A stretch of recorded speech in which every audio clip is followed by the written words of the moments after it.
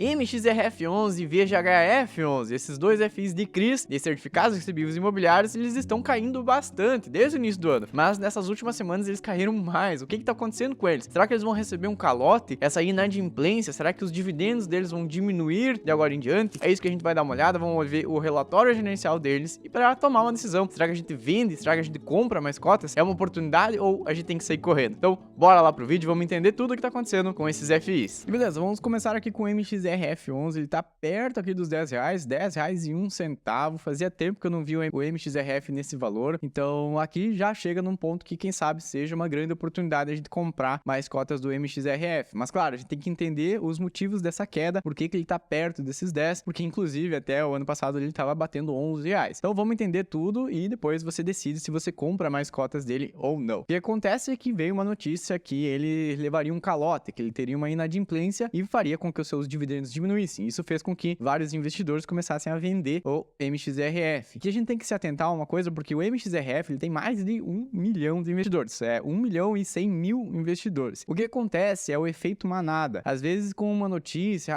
o MXRF vai levar um calote. A gente teve FIs no passado que levaram calote, que caíram muito, como o HCTR11, o DEVA11, o TORD11. São outros exemplos do mercado recente que sim receberam calotes, mas eles estavam muito concentrados nesses CRIs, esses certificados recebíveis imobiliários, que é essa dívida que esses FIs têm, e eles sim foram muito prejudicados. Mas será que esse é o caso do MXRF? É isso que a gente tem que ver e analisar com calma. A gente não sai vendendo os nossos ativos sem antes olhar para o relatório gerencial. Então vamos lá, só olhando aqui os últimos 5 dias, ele tá aqui andando de lado, no último mês ele caiu quase 2%, nos últimos 6 meses, menos 3,84%, desde o início do ano, lá de janeiro para cá, menos 4,50% praticamente, nos últimos 12 meses aqui, menos 4,21%. Então, sim, o MXRF ele tá caindo já desde o ano passado, ali ele bateu R$11 e veio caindo de lá para cá. A mesma coisa acontece também com o VGHF11, esse também é um fundo de CRIs, ele investe também em outros fundos imobiliários. Nos últimos 5 dias tá aqui andando de lado, no último mês caiu 1,80, nos últimos 6 meses menos 6,65%, desde o início do ano, menos 7%, e nos últimos 12 meses, menos 10%. Aqui, o VGHF, ele teve um outro caso, vou deixar até um vídeo aqui em cima, onde eu explico o que aconteceu, mas ali, nessa ocasião, a gente for olhar aqui no gráfico, foi exatamente aqui. Ele tava aqui de boa, R$9,15, e dali a pouco caiu para R$8 aqui, teve uma queda bem grande de menos 5% em um dia. Então, aconteceu sim algo com o VGHF, além de calotes em tudo isso que a gente vai ver nesse vídeo. Então, aqui aconteceu que teve uma quebra de confiança da gestora, ela pensou mais nela própria do que nós investidores. Eu vou deixar um vídeo aqui em cima, ali eu explico em detalhes sobre essa queda recente aqui também do VGHF. Então bora lá, eu vou dar uma olhadinha aqui no relatório gerencial do MXRF, vamos entender esse calote, será que vai prejudicar tanto assim o fundo imobiliário? É isso que a gente vai ver. Então aqui nós temos os dados principais, ele vem pagando esses 10 centavos aqui todo mês para nós, o que dá o equivalente a 1% ao mês, 12,37% foi o último ano dele. Aqui a rentabilidade, se a gente for comparar com o CDI, seria de 153,80% do CDI, ou seja, ele está pagando muito mais do que a renda fixa, se a gente deixasse ele, por exemplo, num CDB, 100% do CDI. Aqui embaixo nós temos a taxa de administração, a gestora dele que é a XP, o patrimônio dele de 3,3 bilhões, e aqui o número de cotistas, 1.100.000 investidores, é aqui que eu falei, daquele efeito manada. Às vezes tem muita gente aqui que não sabe direito o que está fazendo, está investindo porque o MXRF é o fundo da moda, é o fundo que todo mundo tem, e aí recebe uma notícia dessas que o fundo vai receber um calote, que vai ter prejuízo, e acaba saindo vendendo todas as suas cotas. Então a gente tem que tomar muito cuidado com isso aqui. Aqui tem essa imagem que ele mostra o portfólio do fundo imobiliário, então como é que ele está composto. 77% são CRIs, esses certificados recebíveis imobiliários, que é sim essa parte que tem o maior risco, porque é um crédito que é dado para o setor imobiliário. Então tem várias empresas ali que pegam esse crédito para fazer imóveis, para fazer um prédio, para fazer um loteamento, para fazer, enfim,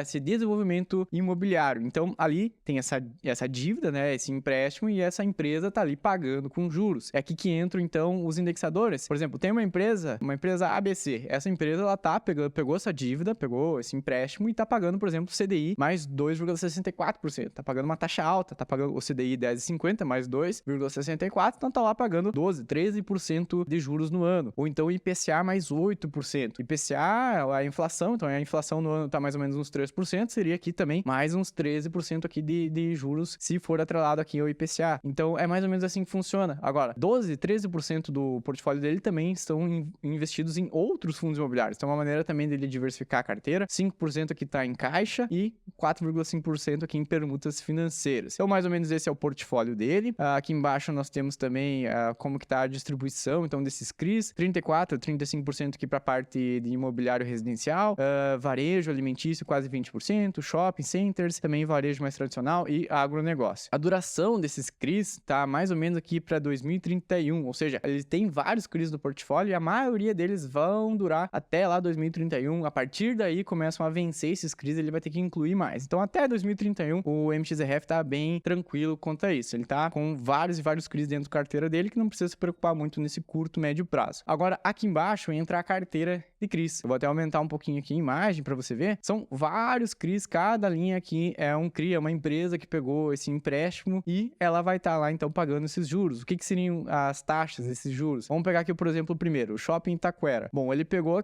um dinheiro emprestado, esse CRI, ele tá pagando ali IPCA mais 9,11%. Então, aqui, ele tá pagando muita grana mesmo, que o IPCA, uns 3, 4% de inflação que tá dando. Então, lá tá pagando seus 13% ao ano aqui para pagar esse empréstimo, para pagar essa dívida dele. É como se a gente tivesse, por exemplo, pegando o dinheiro emprestado do banco para fazer a nossa casa, a gente tá lá pagando juros pro banco. Então, aqui é a mesma coisa. Essas empresas pegam esse dinheiro, precisam pagar, então, e cada empresa tem uma taxa diferente que ela pegou esse empréstimo. Tem uma concentração um pouquinho maior nesses três aqui, digamos que esse Shopping Taquera, 4,5% do portfólio do MXRF tá aqui. Então, se der um problema nesse daqui, beleza, pode dar sim um prejuízo na receita do MXRF. Esse aqui, esses outros dois aqui também, 3,21%, 3,12%. Agora, ó, tem mais alguns aqui em 2% e o restante, olha só, tudo menos de 2%, 1,80%, 1,70%, 1,50%. Então, ele tem uma carteira muito bem diversificada, tem bastante CRIs. Então, se der algum problema em algum deles, não vai impactar tanto assim no total, na receita total do fundo imobiliário. Então, cada um desses CRIs, cada uma dessas dívidas vão gerando juros, vão gerando essa grana que o fundo recebe. Então, se der um problema, por exemplo, aqui, o Açaí não pagou, virou inadimplente. Então, 2,85% seriam prejudicados aqui. Mas, o que acontece? Tem sim uma empresa que não honrou com os pagamentos, que provavelmente aqui vai dar essa inadimplência. Na verdade, ela entrou em recuperação judicial, então, muito provável que ela não venha pagar, que é aqui a Arquiplan. Ela tem 2 CRIs aqui na carteira do MXRF e somando os 2 CRIs, que são aqui o Arquiplan 1 e esse 3, somando os dois dá 0,78%. Então, 0,78% do todo do MXRF que seria prejudicado da receita toda dele. Então, é bem tranquilo, ele tá bem diversificado e não é isso que vai impactar no resultado, então, do fundo imobiliário. Aqui ele tem uma parte no relatório que ele fala sobre alguns outros CRIs que também,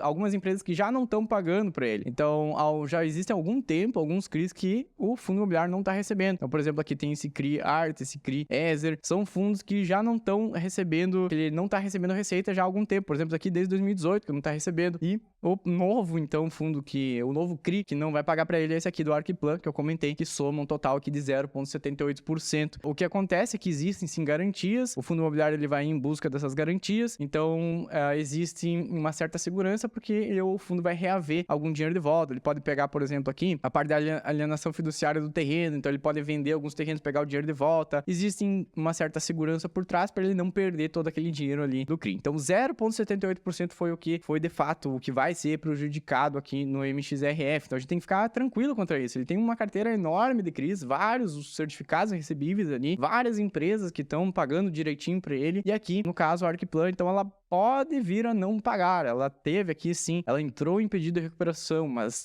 não significa que ela interrompeu totalmente seus pagamentos. Provavelmente sim, ela não vai pagar, então é isso aqui que vai acontecer. Mas menos de 1% que seria um impacto no fundo, no portfólio inteiro aqui do MXRF. Então, muita gente olhando para isso, olhando para essa inadimplência, acabou vendendo, acabou saindo correndo do fundo imobiliário, sem uma razão aparente, tem um motivo forte assim para realmente sair do fundo. É uma inadimplência, isso acontece, isso aqui é o imóvel, o prédio que está sendo em construção, então aqui pela Arquiplan, ela está desenvolvendo, construindo esse prédio, então é aqui a obra dela, está quase pronta também. Aqui nós temos então essa Arquiplan que vem, que provavelmente não vai pagar e que isso vai prejudicar 0,78% do portfólio inteiro. E bom, no VGHF11, aqui o relatório dele também, ele também possui um CRI que é dado aqui para essa Arquiplan. Então se a gente for olhar aqui, ele já está anunciando esse CRI de Guaicurus aqui, ele representa 0,7% também do portfólio inteiro do VGHF11. Também essa empresa aqui, a Arquiplan, que ficou agora entrou, né, nessa recuperação judicial, provavelmente vai ficar inadimplente, então não pagando pro fundo. Então, de novo, 0,7% aqui no VGHF e 0,78% lá no MXRF11. Nada para se preocupar.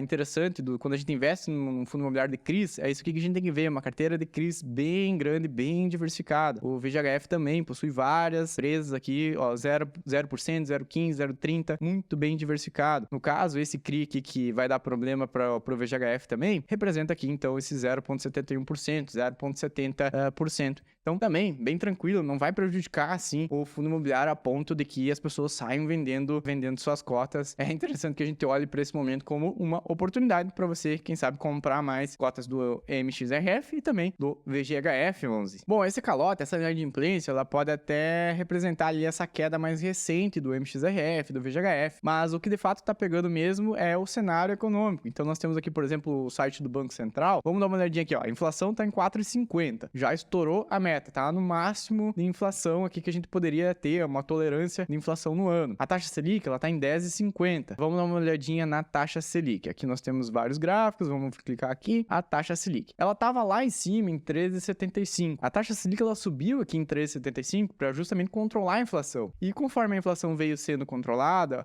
a gente teve ali uma inflação em 3%, 13,50, tava tudo indo muito bem. A Selic, então, começou a baixar. Ela saiu de 13,75, então aumentar um pouquinho aqui também. A Selic, ela saiu desses 13,75, baixou para 13,25, depois 12, e agora a gente parou aqui nesses 10,50. Mas a gente teve um ciclo de queda interrompido aqui. A gente chegou em 10,50, o normal é que caísse um pouco mais para 10,25, 10, e assim fosse indo até chegar em 9, 8%. Mas isso foi interrompido e ficou agora em 10,50. Por quê? Aí entram questões aqui políticas, entram questões que o nosso país não está sendo responsável fiscalmente, então está sendo gastado muita grana. Isso mostra um cenário que a inflação vai continuar disparando, o dólar subiu, foi para quase 5,80, isso aumenta a inflação, e aí teve que parar, vamos parar aqui a taxa Selic em 10,50, porque a gente não sabe como é que vai estar ali na frente. Outro motivo, os Estados Unidos não baixaram também os seus juros por lá. Acabou que segurou, quem sabe agora pro final do ano pode ser que venha a primeira baixa lá, a primeira queda na taxa de juros americana. Isso também favorece nós para que a gente baixe também um pouquinho mais a nossa taxa Selic. Então tudo depende do cenário macro, cenário lá dos Estados Unidos, do mundo, precisa baixar os juros por lá, nós aqui a gente precisa organizar a casa, gastar menos, a política tá gastando demais, e com isso tudo a inflação ela tende a ficar um pouco mais controlada, a Selic ela tende a baixar novamente. O que acontece? Quando a Selic baixa, fundos imobiliários de tijolos, eles sobem muito, eles se beneficiam muito com isso, a bolsa de valores como um todo ela sobe, então Selic baixando, fundos imobiliários de tijolos eles sobem, mas os FIs de papel eles acabam caindo. É isso que veio acontecendo com o MXRF, com o VGHF, com vários outros FIs de papel. Desde que começou essa queda, desde ali do ano passado, ali de junho, julho do ano passado, começou a cair a Selic e começou a cair lentamente também os FIs de papel. Por isso que o MXRF vem caindo já faz 12 meses, lá caindo 6%, o VGHF caindo 10% desde o ano passado. Essa queda gradual aqui, lenta, que vem acontecendo. Então, se espera que a Selic baixe mais um pouco. Se ela baixar, esses FIs de papel, eles vão baixar também um pouquinho. É natural que isso aconteça. Agora, se tiver um descontrole fiscal aqui, se os Estados Unidos não baixar os juros por lá, a nossa Selic, ela pode voltar a subir. Então, se a Selic voltar a subir, esses FIs de papel, eles acabam se valorizando novamente. Então, a gente tá num ponto na economia que tudo pode acontecer, a gente tem que esperar agora concretizar um pouco melhor e a gente vai ver, de fato, até o final do ano, se isso vai continuar baixando ou a gente vai voltar a ter uma alta da Selic. Isso, para nós investidores, traz oportunidades, como a gente tá vendo aqui com o MXRF, vem caindo bastante, a gente pode ir comprando cotas dele. Teve esse caso da inadimplência, muita gente sai vendendo, sai assustada, baixa mais ainda, é muita gente vendendo, isso baixa o preço do fundo imobiliário, a gente pode comprar também pensando como oportunidade. Claro, aqui eu trouxe uma visão geral, aí você decide se você inclui mais cotas, se você compra mais cotas desses FIs ou não. E bom, por esse vídeo era isso, espero que você tenha gostado. Me chamo Tomás Xavier, estou postando vídeos novos aqui toda semana. Então vou te pedir duas coisas, pra você se inscrever aqui embaixo, também deixar seu like, aí você me ajuda a crescer no YouTube e você sempre fica ligado quando soltar um vídeo novo, você assiste, você vai aprendendo e evoluindo como investidor. Bora lá? Eu vou deixar um vídeo aqui do lado falando sobre 7 fundos imobiliários que eu não vendo de jeito nenhum. Dá uma olhadinha ali na sequência. Meu muito obrigado, te vejo na próxima semana e falou!